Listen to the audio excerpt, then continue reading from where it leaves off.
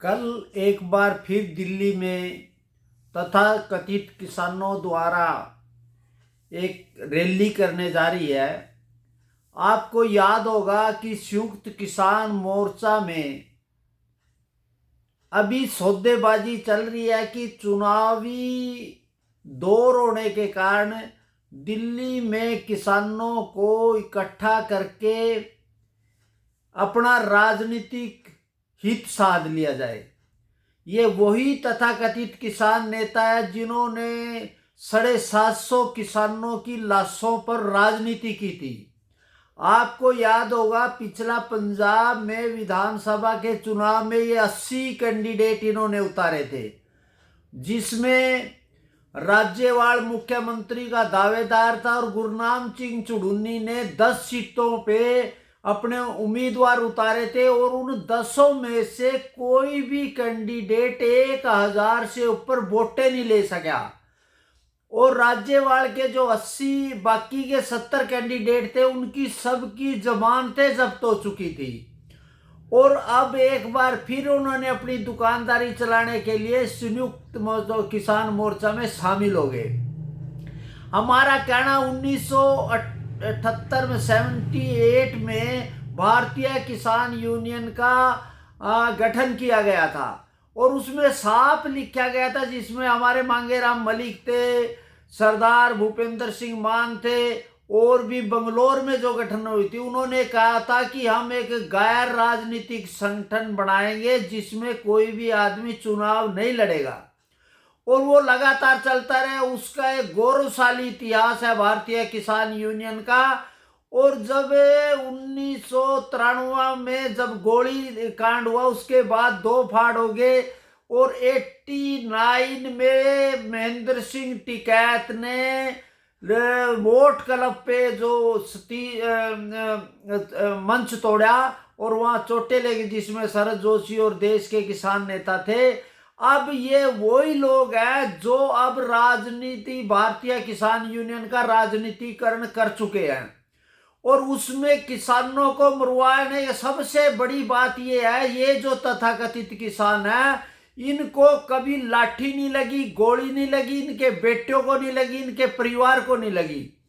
बोले बाले किसानों को गोलियों से मरवाया गया और उस पर राजनीति की।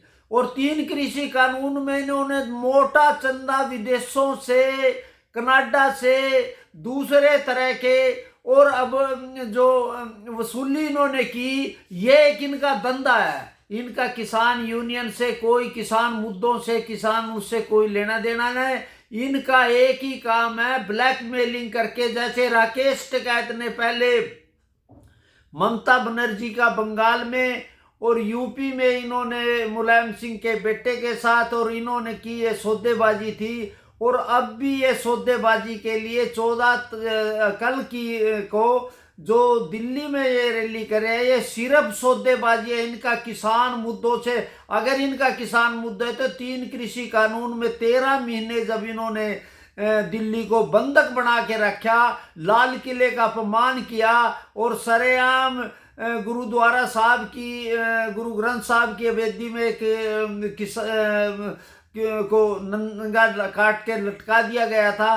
तो और जो इन्होंने जो किया तो उस समय किसान मुद्दों की बात क्यों नहीं की। और माननीय प्रधानमंत्री जी ने एमएसपी, कृषि, फसल विविधीकरण और प्राकृतिक खेती पर कमेटी बनाई थी और 3 व्यक्ति माने गए थे और इन्होंने इनकार कर दिया। एमएसपी की बात कर रहे थे, एमएसपी क्या, आज भी एमएसपी कमेटी ने रिपोर्ट लगभग तैयार है। ये सिर्फ चुनाव में सौदाबाजी कर रहे हैं और किसानों को समझना चाहिए इनका किसान मुद्दों से कोई लेना देना, इनका राजनीतिक स्टंट है, सौदेबाजी है, अवैध वसूली है, ब्लैकमेलिंग है, किसानों के नाम पर किसानों को मरवाने की साजिश है।